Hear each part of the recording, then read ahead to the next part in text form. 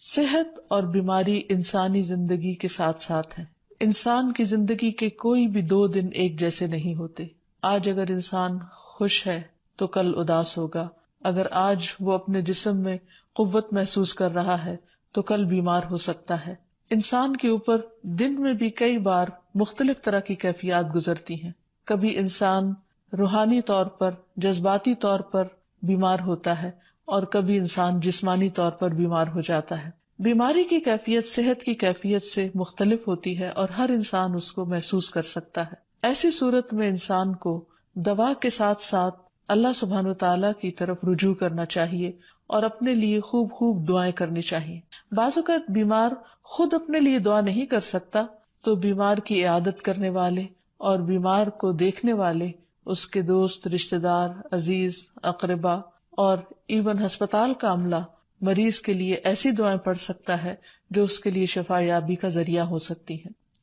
تو بات یہ ہے کہ انسان ہر حال میں اپنے رب کا محتاج ہے اور اسے اپنی ہر ضرورت کے لیے اپنے رب کی طرف رجوع کرنا چاہیے، اور خصوصاً قبولیت کے مواقع پر رات کا پچھلا پہر اس کے لیے بہت مناسب ہے، جب اللہ سبحانہ وتعالی بندوں کو پکارتے ہیں کہ ہے کوئی جو مجھ سے دعا کرے تو میں اس کی دعا قبول کر لوں، ہے کوئی جو مجھ سے سوال کرے تو میں اس کو جواب دوں، ہے کوئی جو مجھ سے استغفار کرے تو میں اس کو بخش دوں. تو جب انسان بیمار ہو اور خصوصاً اگر ایسی بیماری کا شکار ہو کہ جس میں بظاہر شفا کی کوئی امید نہ ہو، تو اسے اور بھی زیادہ خشوع و خضوع کے ساتھ اور ایسے اوقات میں اللہ تعالیٰ کی طرف رجوع کرنا چاہیے کہ جلد از جلد صحت یابی ہو سکے. اور اس سلسلے میں کبھی بھی انسان کو اللہ تعالیٰ سے مایوس نہیں ہونا چاہیے. پھر یہ بات یاد رہے کہ جب انسان دعا کرے تو اس سے پہلے اللہ سبحانہ وتعالیٰ کی تعریف کے کلمات کہنا نہ بھولے. تو آئیے آج ہم آپ کو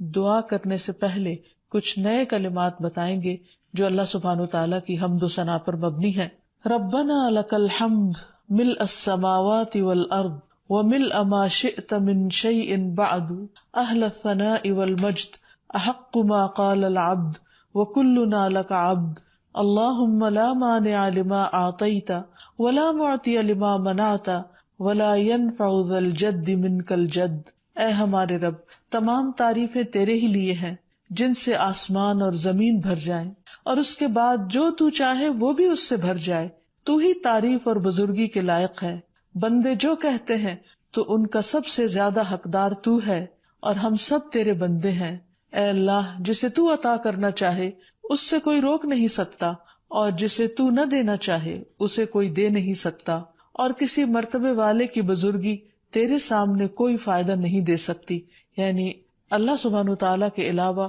کوئی بھی اور ایسا نہیں ہو سکتا جو انسان کی مشکل کو آسان کر سکے. تو آئیے اس کے ساتھ ہم دیکھتے ہیں کہ بیماری کے اسباب کیا ہوتے ہیں، بیماریاں کیوں آتی ہیں. سب سے پہلی بات تو یہ کہ بیماری اللہ کے اذن سے آتی ہے. جب تک اللہ سبحانہ وتعالیٰ کا اذن نہ ہو انسان پر کوئی کسی قسم کی مشکل آ نہیں سکتی. قرآن مجید میں آتا ہے ما اصاب من مصیبت الا باذن اللہ. جو بھی مصیبت آتی ہے وہ اللہ کے اذن سے آتی ہے اور وہ تقدیر کا حصہ ہوتی ہے، اور اس میں اللہ سبحانہ وتعالیٰ کی حکمت اور مشیت کار فرما ہوتی ہے. اور وہ کیا ہو سکتی ہے؟ مثلاً اللہ تعالیٰ کسی بندے کے ساتھ بھلائی کا ارادہ کرتے ہیں، اس کے گناہ معاف کرنا چاہتے ہیں، اس کو کسی خاص چیز کی سمجھ دینا چاہتے ہیں تو اسے تکلیف میں مبتلا کر دیتے ہیں. کیونکہ بعض اوقات انسان زندگی میں اتنا مصروف ہوتا ہے اپنے روزانہ کے روٹین کے کاموں میں کہ وہ ٹھہر کر، رک کر، خاموشی کے ساتھ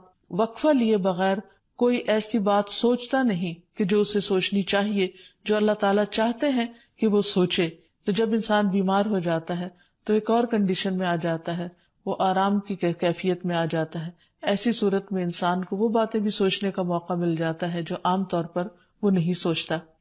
پھر اسی طرح ہمیں ہمارا دین یہ بھی بتاتا ہے کہ بعض اوقات انسان پر بیماری یا کوئی بھی تکلیف اس کے اپنے ہاتھوں کی کمائی سے آتی ہے، یعنی اس کا اپنا کوئی گناہ یا قصور ہوتا ہے جس کی بنا پر اسے وہ تکلیف پہنچتی ہے. قرآن مجید میں آتا ہے وَمَا أَصَابَكُم مِّن مُّصِيبَةٍ فَبِمَا كَسَبَتْ أَيْدِيكُمْ وَيَعْفُو عَن كَثِيرٍ. اور تمہیں جو بھی مصیبت پہنچی تو وہ اس وجہ سے ہے جو تمہارے ہاتھوں نے کمایا، اور وہ بہت سی چیزوں سے درگزر کر جاتا ہے. اسی طرح بعض اوقات انسان کی بیماریاں اس کے کسی گناہ کا نتیجہ ہوتی ہیں۔ عمر رضی اللہ عنہ نے جب عباس رضی اللہ عنہ سے بارش کی دعا کرنے کے لیے کہا تو انہوں نے کہا، اے اللہ، بے شک مصیبتیں گناہوں کی وجہ سے ہی نازل ہوتی ہیں اور انہیں صرف توبہ ہٹا سکتی ہے۔ پھر اسی طرح ایک اور روایت میں آتا ہے، رسول اللہ صلی اللہ علیہ وسلم نے فرمایا، جب بھی کسی رگ یا آنکھ کو نقصان پہنچتا ہے تو وہ کسی نہ کسی گناہ کی وجہ سے ہوتا ہے،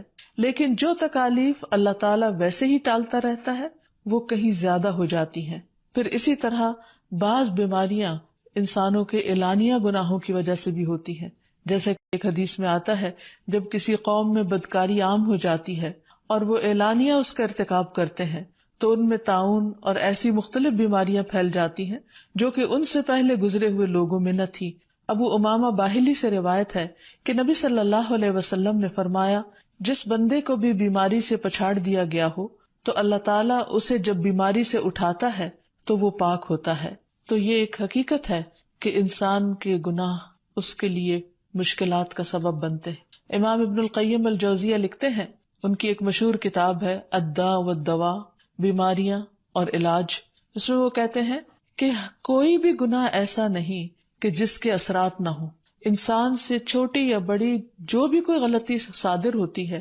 اس کے نتیجے میں کچھ نہ کچھ اثرات اس کی زندگی پر ضرور پڑتے ہیں۔ ہاں، اگر اللہ تعالیٰ معاف کر دے تو وہ اور بات ہے، ورنہ ہر گناہ کی ایک تاثیر ہوتی ہے، اور ان تاثیرات میں سے ایک چیز یہ ہے کہ انسان مختلف قسم کی بیماریوں میں مبتلا ہو جاتا ہے۔ اسی لیے ہم دیکھتے ہیں کہ جب انسان بیماری میں مبتلا ہوتا ہے تو اللہ تعالیٰ اس بیماری کو اس کے گناہوں کا کفارہ بنا دیتے ہیں۔ جیسے حدیث میں آتا ہے کہ جس مسلمان کو کانٹا چبھے یا اس سے زیادہ کوئی تکلیف پہنچتی ہے تو اللہ تعالیٰ اس کے ذریعے اس کے گناہوں کو اس طرح دور کر دیتا ہے جس طرح درخت سے اس کے پتے جھڑتے ہیں۔ تو اس سے ہمیں یہ پتہ چلتا ہے کہ بیماریوں کے آنے کے مختلف اسباب ہوتے ہیں۔ بیماری بہرحال جس بھی وجہ سے آئے، لیکن اصل چیز دیکھنے کی یہ ہے کہ مومن کا رویہ کیا ہے۔ مومن کو اگر کوئی کانٹا بھی چبھتا ہے تو وہ اس پر صبر کرتا ہے۔ اس لیے بیماری یا تکلیف کے آنے پر انسان کو اللہ سے راضی رہنا چاہیے، شکوہ نہیں کرنا چاہیے، کیونکہ جو اللہ سے راضی ہو جاتا ہے کسی آزمائش پر، اللہ تعالیٰ بھی اس سے راضی ہو جاتا ہے۔ پھر اسی طرح اللہ تعالیٰ کا شکر ادا کرنا چاہیے، کیونکہ بیماری اس سے زیادہ شدید بھی ہو سکتی تھی، لہٰذا انسان کو اللہ تعالیٰ جس حال میں رکھے انسان اس پر شکر گزار رہے۔ پھر یہ کہ انسان کسی بھی بیماری میں کسی بھی قسم کی ہو اور زندگی کے کسی بھی حصے میں ہو، اس میں مایوس نہ ہو، پر امید رہے کہ بیماری دور ہو جائے گی۔ پھر اسی طرح اگر بیماری طول پکڑ جائے تو انسان کو گھبرانا نہیں چاہیے، کیونکہ ہر گزرنے والا لمحہ انسان کے درجات میں اضافے کا سبب بنتا ہے اور اس کے گناہ مسلسل جھڑتے چلے جاتے ہیں حتیٰ کہ انسان بالکل پاک صاف ہو جاتا ہے۔ پھر اسی طرح انسان کو بیماری کی حالت میں دوسروں سے شکوے شکایات نہیں کرنی چاہیے، کیونکہ بیماری اللہ کے اذن سے آتی ہے، اور جب انسان ہر ایک کے آگے رونے لگتا ہے تو گویا وہ اللہ تعالیٰ کا شکوہ کر رہا ہوتا ہے، جو چیز اللہ تعالیٰ کو پسند نہیں۔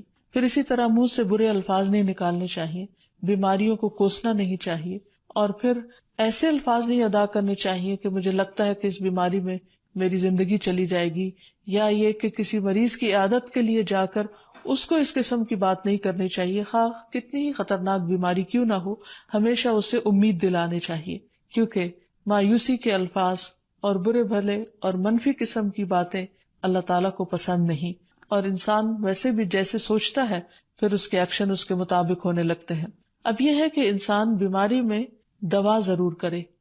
کیونکہ حدیث میں آتا ہے کہ اللہ تعالیٰ نے کوئی بیماری ایسی نہیں اتاری جس کے لیے دوا نہ اتاری ہو۔ ہاں، جسے معلوم ہو اسے معلوم ہوتا ہے، اور جسے نہیں معلوم ہوتا اسے نہیں معلوم ہوتا۔ بعض اوقات اللہ تعالیٰ ڈاکٹر کے دل میں ڈال دیتا ہے اور اس کا علاج اس کو سمجھ میں آ جاتا ہے، اور بعض اوقات وہ بیماری لا علاج ہوتی ہے، حالانکہ اس کا علاج موجود ہوتا ہے مگر کسی کو بھی علاج سمجھ میں نہیں آتا۔ بہرحال نوعیت کچھ بھی ہو تو علاج ضرور کراتے رہنا چاہیے، اور کبھی مایوس نہیں ہونا چاہیے کہ اس بیماری کا علاج ہو نہیں سکتا، نہیں، ایک کے بعد ایک کوشش انسان کرتا رہے، اور جب اللہ کا اذن ہوگا بیماری دور ہو جائے گی۔ اور اس کے ساتھ ساتھ انسان یہ بھی یقین رکھے کہ شفا اللہ کے ہاتھ میں ہے، کسی ڈاکٹر کے ہاتھ میں نہیں، کسی انسان کے ہاتھ میں نہیں، کیونکہ جب تک اللہ کا اذن نہ ہو شفا نہیں ہو سکتی، خواہ کوئی کتنا بھی بڑا ڈاکٹر کیوں نہ ہو۔ اسی لیے نبی صلی اللہ علیہ وسلم کی دعاؤں کے آخر میں آتا ہے کہ لا شفا الا شفاؤک، کوئی شفا نہیں مگر تیری ہی شفا، یعنی جو اللہ سبحانہ وتعالی اپنے بندے کو شفا عطا کرے۔ پھر اسی طرح یہ ہے کہ حضرت ابراہیم علیہ السلام نے اللہ سبحانہ وتعالی کے بارے میں فرمایا تھا کہ وَإِذَا مَرِضْتُ فَهُوَ يَشْفِينِ، کہ جب میں بیمار ہوتا ہوں تو وہی مجھے شفا دیتا ہے، یعنی اللہ تعالیٰ ہی اس بیماری کو دور کرتا ہے۔ اسی طرح ایک اور روایت سے بھی پتہ چلتا ہے کہ شفا دراصل اللہ سبحانہ وتعالی کے ہاتھ میں ہے۔ حضرت عائشہ سے مروی ہے کہ رسول اللہ صلی اللہ علیہ وسلم دم کیا کرتے تھے اور یہ دعا پڑھتے تھے، امسح البأس رب الناس بیدک الشفاء لا یکشف الکرب الا انت، اے لوگوں کے رب تکلیف کو دور کر دے، تیرے ہی ہاتھ میں شفا ہے، تیرے سوا اس کو دور کرنے والا اور کوئی بھی نہیں۔ پھر اسی طرح انسان جب کسی بیمار کی عیادت کے لیے جائے تو اس پر بھی دعا پڑھے اور اس کے لیے دعا کرے۔ رسول اللہ صلی اللہ علیہ وسلم نے فرمایا، جو مسلمان کسی ایسے بیمار کی عیادت کے لیے اس کے پاس آئے جس کی موت کا وقت قریب نہ آیا ہو اور 7 مرتبہ یہ پڑھے، اسأل اللہ العظیم رب العرش العظیم ان یشفی فلانا من وجعہ، میں اس عظمت والے اللہ سے سوال کرتا ہوں جو عرش عظیم کا رب ہے کہ فلاں کو اس کی تکلیف سے شفا عطا فرمائے، تو اللہ عز و جل اسے شفا عطا فرما دیتا ہے۔ اور پھر ہم دیکھتے ہیں کہ تمام انبیاء اپنی بیماریوں میں، تکلیفوں میں اللہ تعالیٰ کو پکارتے تھے، جیسا کہ ایوب علیہ السلام کی دعا قرآن مجید میں آتی ہے۔ اور ایوب جب اس نے اپنے رب کو پکارا کہ بے شک مجھے تکلیف پہنچی ہے اور تو رحم کرنے والوں میں سب سے زیادہ رحم کرنے والا ہے، تو ہم نے اس کی دعا قبول کر لی، بس اسے جو بھی تکلیف تھی اسے دور کر دیا اور اسے اس کے گھر والے اور ان کے ساتھ ان کی مثل اور عطا کر دیے اپنے پاس سے رحمت کے لیے اور ان لوگوں کی یاد دہانی کے لیے جو عبادت کرنے والے ہیں۔ اسی طرح رسول اللہ صلی اللہ علیہ وسلم نے ایک اور موقع پر ایک صحابی عثمان بن ابی عاص الثقفی کو ایک دعا سکھائی۔ جب وہ نبی صلی اللہ علیہ وسلم کے پاس حاضر ہوئے، وہ کہتے ہیں مجھے اتنی تکلیف تھی کہ قریب تھا کہ وہ مجھے ہلاک کر دیتی، تو نبی صلی اللہ علیہ وسلم نے مجھے فرمایا، اس درد کی جگہ پر اپنا دایاں ہاتھ رکھو اور 7 مرتبہ کہو، بسم اللہ اعوذ بعزت اللہ وقدرتہ من شر ما اجد واحاذر، اللہ کے نام کے ساتھ میں پناہ مانگتا ہوں اللہ کی عزت کی اور اس کی قدرت کی اس شر سے جو میں محسوس کرتا ہوں، یعنی اس تکلیف سے بچنے کے لیے جو مجھے محسوس ہو رہی ہے اور جس سے میں خوف محسوس کرتا ہوں۔ عثمان کہتے ہیں کہ جب میں نے یہ پڑھا تو اللہ سبحانہ وتعالیٰ نے مجھے شفا عطا کر دی۔ پھر اسی طرح ہر بیماری سے شفا کی دعا نبی صلی اللہ علیہ وسلم نے سکھائی۔ عبداللہ بن عباس سے مروی ہے کہ نبی اکرم صلی اللہ علیہ وسلم نے فرمایا، جب کوئی شخص کسی ایسے مریض کی عیادت کرے جس کی موت کا وقت ابھی قریب نہ آیا ہو اور اس کے پاس 7 مرتبہ یہ دعا پڑھے، اسأل اللہ العظیم رب العرش العظیم ان یشفیک، میں عظمت والے اللہ جو عرش عظیم کا رب ہے اس سے دعا کرتا ہوں کہ وہ تمہیں شفا عطا کرے، تو اللہ تعالیٰ اسے اس مرض سے شفا عطا کر دے گا۔ پھر اسی طرح نبی صلی اللہ علیہ وسلم اگر کسی کو کوئی پھوڑا بنسی ہوتی تو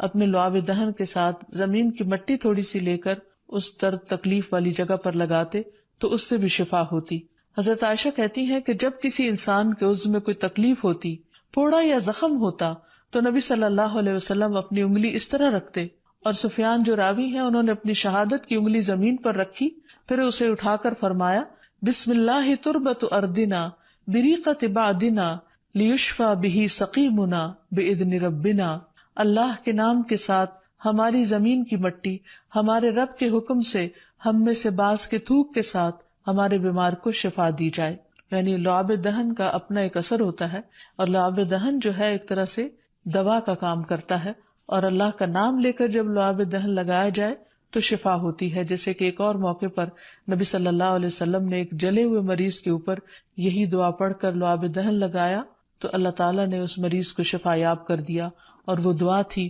اذہب البأس رب الناس واشف انت الشافی لا شفاء الا شفاؤک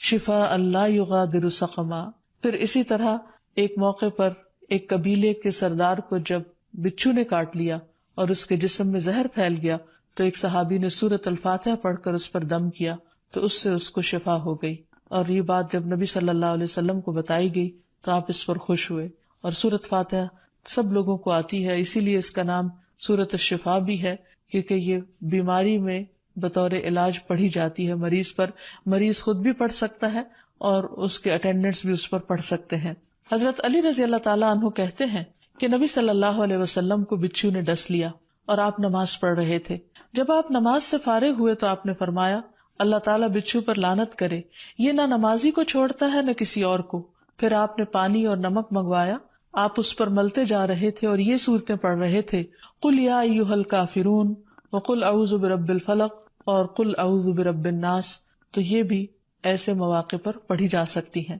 پھر اسی طرح یہ ہے کہ اگر کسی بھی دوا یا دعا سے مریض صحت یاب نہ ہو رہا ہو، اس کی تکلیف کم نہ ہو رہی ہو، تو بھی موت نہیں مانگنی چاہیے، کیونکہ مومن کے لیے زندگی ایک بہت بڑی نعمت ہے. وہ جس بھی حال میں گزرے، بہرحال وہ اسے آخرت کمانے کا ذریعہ بنا سکتا ہے. یعنی اگر وہ تکلیف میں اس کی زندگی گزر رہی ہے اور اس پر وہ صبر کر رہا ہے اور اللہ کو یاد کر رہا ہے، تو اس کے بے پناہ درجات بلند ہونے کا ذریعہ ہے. یعنی یہ بیماری اس کے لیے بلندی درجات کا ذریعہ بن جاتی ہے. اس لیے کبھی بھی موت نہیں مانگنی چاہیے. ہاں اگر تکلیف حد سے بڑھ جائے تو انسان یہ دعا مانگ سکتا ہے، اللہم احینی ما کانت الحیات خیرا لی وتوفنی اذا کانت الوفات خیرا لی. اے اللہ، جب تک میرے لیے زندگی بہتر ہو مجھے زندہ رکھ، اور جب میرے لیے وفات بہتر ہو تو مجھے وفات دے دے. تو اللہ تعالیٰ سے دعا ہے کہ اللہ تعالیٰ تمام بیماروں کو صحت اور شفا عطا فرمائے